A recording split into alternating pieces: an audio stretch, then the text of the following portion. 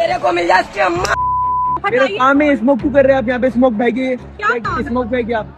Police की गाड़ी को तोड़ दिया गया पूरा। इसके अंदर इन दिनों युवाओं की बात हो रही है। जब से सीजेपी प्रदर्शन शुरू हुआ है तब से लेकर अब तक लोग ये कह रहे हैं कि देश का जेनजी अब जाग चुका है और अब देश को सही मार्ग दिखाने का काम कर रहा है। लेकिन क्या सच में विरोध प्रदर्शन करने का ये तरीका बिल्कुल ठीक है? और क्या सच में सीजेपी की युवा ही अब देश की जेनजी का मार्गदर्शन करने का काम करेंगे? आइए पहले आपको दिखाते हैं क्या किया इन जेनजीज ने, फिर आपको ये भी दिखाएंगे कि असल मायने में कौन है ऐसे लोग जो देश को सार्थक दिशा में ले जाने का काम कर रहे हैं। पहले आप ये वीडियो देखिए। मेरे को मिल जाए मोदी की।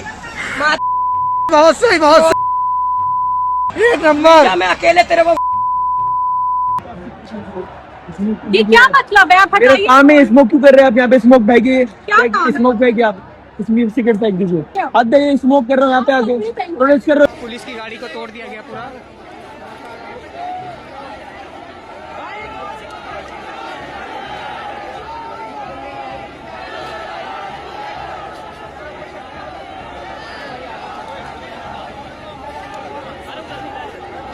पुलिस की गाड़ी है दोस्तों। देखा आपने वीडियो? ये लोग अपने आप को छात्र बताते हैं, शोषित बताते हैं, लेकिन इनकी हरकत इनके शब्दों से बिल्कुल विपरीत है। बातें ये शांति की करते हैं और काम दंगा भड़काने वाला। लेकिन अगर ये जेंजी नहीं तो फिर देश कैसे कौन सी जेंजीज हैं जो देश को सही दिशा में ले जाने का काम करेंगे? देखिए, एक लोकतंत्र के अंदर एक सार्थक बहस से ही समस्या का समाधान निकाला जा सकता है और हमारे देश में ऐसे जेंजीज हैं जो समस्या का समाधान सरल और सहज तरीके से उठाते हैं। वो सवाल करते हैं लेकिन दंगा नहीं करते। पहले आप भी ये वीडियो देखिए। प्रिय नेता प्रतिपक्ष, बड़े बढ़िया स्टेटमेंट्स दिए आपने।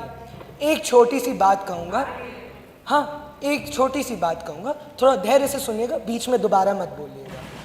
हम सदस्य सदन का मान रखें। हाँ महोदय, देखिए ऐसा है ना, हमने किसी की पीठ पे छुरा नहीं भोंका है महोदय। हमने वो किया है जो इस देश की जनता चाहती थी, जो आप कभी नहीं कर पाएंगे। पहली बात तो ये। दूसरी बात, क्योंकि आपकी पार्टीज में ना इंट्रा पार्टी डेमोक्रेसी नहीं है। हमारे यहाँ सारे मिनिस्टर्स, सारे पार्टी लीडर्स, सारे एमपीज के कंसल्टेशन के बाद मैं यहाँ बैठा हूँ। आपके यहाँ आप अपनी मर्जी से उस कुर्सी पर बैठे हैं। दूसरी बात जहाँ बात आई किसानों की और मॉडर्नाइज्ड योजनाओं की, तो हमने अभी से कुछ वर्ष पहले ही देखा था कि 3 योजनाएं, 3 फार्म बिल्स लेके आई थी एक सरकार। क्या हुआ उन योजनाओं का? इतने बड़े प्रोटेस्ट हुए, इतने किसानों की मौतें हुई। क्यों हुई? क्योंकि किसानों तक ये बातें पहुंचाना मुश्किल हो गया है, क्योंकि उनके अपने नेता खड़े हो गए हैं जिनके अपने पर्सनल इंटरेस्ट हैं, जो फार्मर्स के इंटरेस्ट के ऊपर हो गए हैं। तो अब हमारी सरकार क्या करेगी?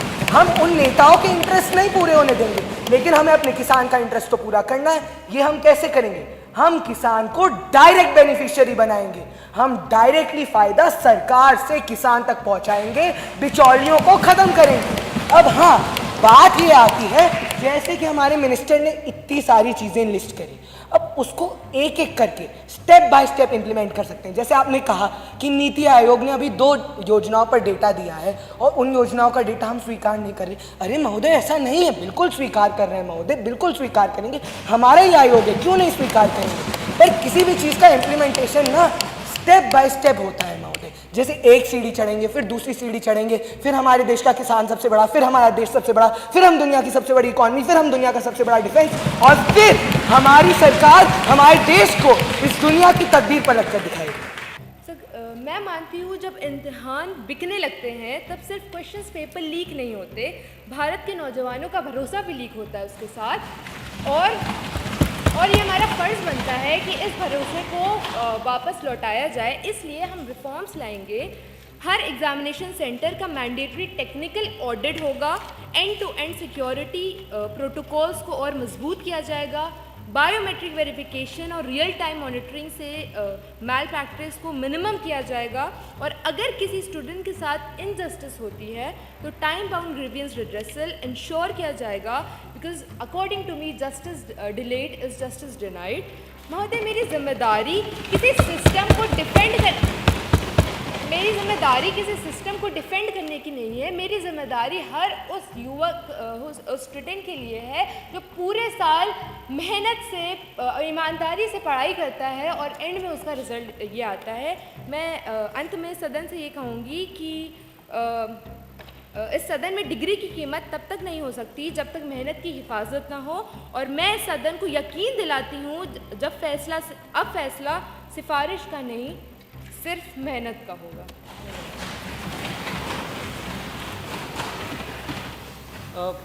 आपके जवाब में ज़रा सा पार्ट था मेरे क्वेश्चन का आंसर, बाकी तो भगवान जाने। और जैसे कि ये जो एसएससी एग्ज़ाम का जो फेलियर चलता आ रहा है, टेक्निकल फेलियर, वो बहुत टाइम से चलता आ रहा है। लास्ट ईयर ही 55,000 प्लस कंप्लेंट्स आई थी। सर्वर क्रैश हो रहे थे, मेल फंक्शनिंग कंप्यूटर्स थे, नॉन वर्किंग माउसेस थे, लॉगिन फेलियर्स थे, और इतनी दूर सेंटर पड़ते हैं कि अगर मैं प्लेन लेके भी जाना चाहूँ तो नहीं जा सकता हूँ। और भारत का गरीब बच्चा अगर एसएससी एग्ज़ाम के लिए जाना चाह रहा है तो उसे एग्ज़ाम का सेंटर इतनी दूर दिया जाता है, तो वहाँ पहुँचता है, वहाँ उसे बेसिक टेक्निकल फैसिलिटीज़ नहीं मिलती। जो इन्विजिलेटर्स होते हैं वो फोकस करने की जगह फ़ोन चला रहे होते हैं, और जो क्रैशेस होते हैं वो सबसे बड़ा कारण है जो आप टेंडर्स देते हैं जिन कंपनीज़ को। Can I name the company please, जिसको टेंडर दिया गया था? ओके, तो आई गेस आपको पता होगा। तो उसके लिए टेंडर्स में इतनी ज़्यादा ईजी चीज़ें कर दी जाती हैं कि जो एक स्पेसिफिक कंपनी है जिससे पता नहीं किसकी जेब भर रही हो, उसे टेंडर दिया जाए और फिर वो फेल हो जाता है एक ऑर्गेनाइज कराने में।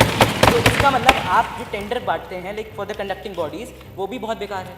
तो उसके लिए आपने कैसे पॉइंट जस्टिफाई करना चाहेंगे? तो देखा आपने, ये भी देश के पढ़े लिखे युवा हैं जो शायद उम्र में उन सभी से छोटे होंगे जिन्होंने दिल्ली में उपद्रव मचाने का काम किया, लेकिन समस्या को कैसे उठाना है, अपनी बातों को कैसे आगे रखना है और एक लोकतांत्रिक देश में सार्थक बहस कैसी होनी चाहिए, ये सभी इन युवाओं को मालूम है। इन युवाओं के सवाल नीतियों को लेकर है, शिक्षा को लेकर है, लेकिन उन सभी सवालों को कैसे पहुंचाना है ये इन्हें बखूबी आता है। अब आप बताइए आपको कौन सी विचारधारा पसंद है, और ये वीडियो देखने के बाद आप किसके तरीके को सही मानते हैं? अपने विचार हमारे साथ कमेंट सेक्शन में रखना ना भूलें, और तमाम ऐसी खबरों के लिए TNN वर्ल्ड को सब्सक्राइब करें। धन्यवाद।